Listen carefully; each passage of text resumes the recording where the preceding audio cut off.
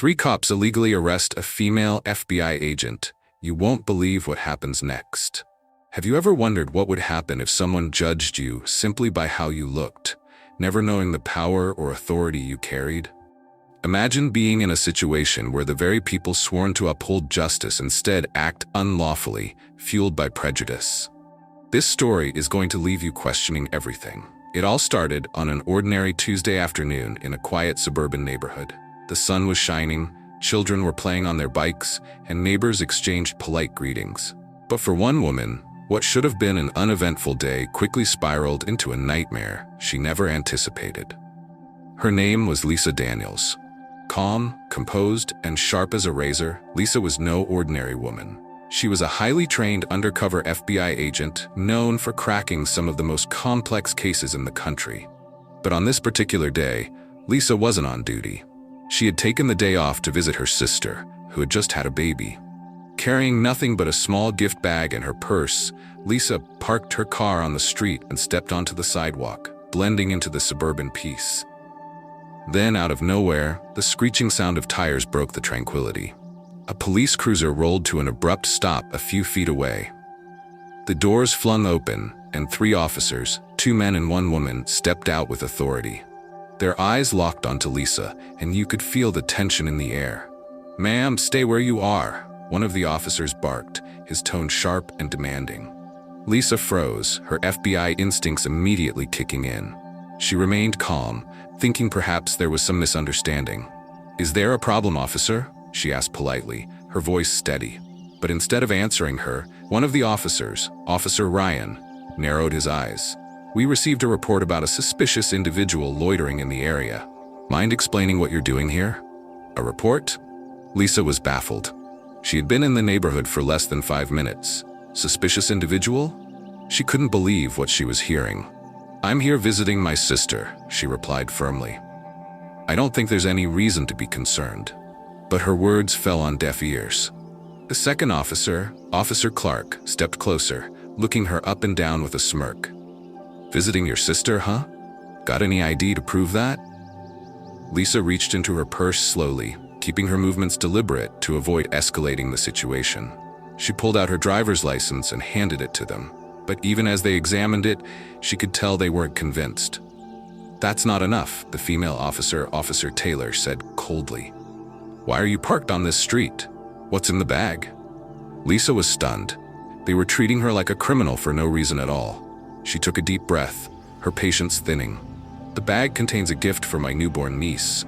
And as I said, I'm here to visit my sister. If there's been a misunderstanding, I suggest you verify it before jumping to conclusions." But instead of listening, Officer Ryan snapped, "Turn around and put your hands behind your back. Now."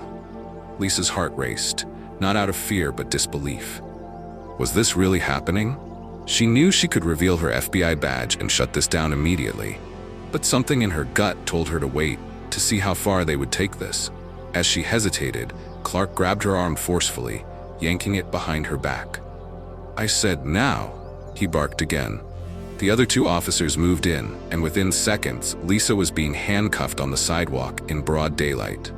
Neighbors began to peek through their windows, some even stepping onto their porches, whispering and shaking their heads. Lisa, now restrained, spoke in a calm but firm voice. "You're making a big mistake. I strongly suggest you rethink your actions." But they ignored her. Officer Taylor smirked. "You don't get to tell us how to do our jobs, sweetheart." Sweetheart. That word lingered in the air like a slap in the face. Lisa clenched her jaw but kept her composure.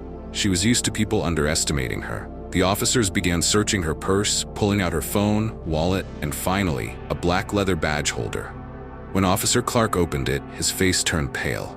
"Wait, this can't be right," he muttered, staring at the shiny gold badge inside. "What is it?" Ryan asked, stepping closer. Clark swallowed hard, his voice suddenly shaky. "She's FBI." The silence that followed was deafening. Officer Taylor snatched the badge from Clark's hand and examined it herself, her confident smirk vanishing. "This can't be real," she stammered, but the badge was unmistakable. Lisa turned her head slightly, her voice calm but piercing. "Yes, it's real. I'm Special Agent Lisa Daniels, and you've just illegally arrested a federal agent." The color drained from their faces as the gravity of their actions hit them like a freight train. Ryan stuttered. "We were just doing our job. We didn't know." Lisa didn't let him finish. "You didn't know because you didn't bother to ask the right questions.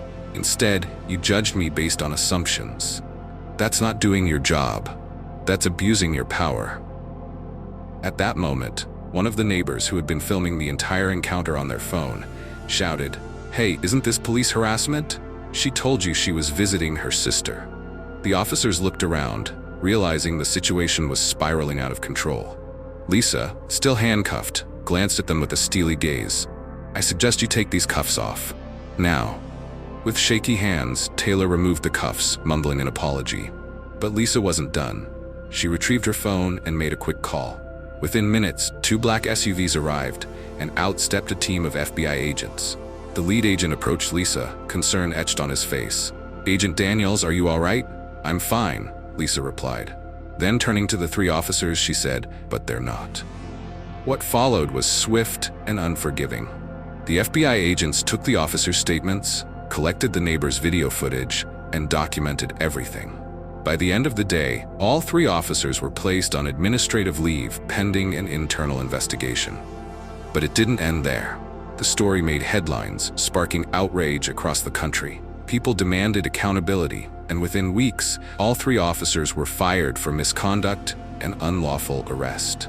Lisa, however, used the incident to advocate for change. In a public statement, she said, "This isn't just about me. It's about every individual who has been mistreated because of bias and assumptions. It's time for accountability, transparency, and real reform." Her words resonated, sparking discussions nationwide about police training, racial bias, and the importance of justice and equality. So what do you think? Was this a case of simple ignorance or something deeper? Let us know your thoughts in the comments. And remember, justice starts with all of us. Don't forget to like, share, and subscribe for more eye-opening stories like this. Together, we can make a difference.